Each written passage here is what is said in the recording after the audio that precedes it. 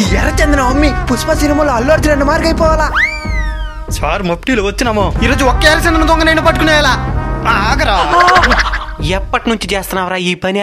మీరు ఇక్కడికి ట్రాన్స్ఫర్ అయినప్పటి నుంచి. అంటే నేనైతే పట్టుకోలేనని. సార్ ఇదేదో పిచ్చుకోయ్ సార్.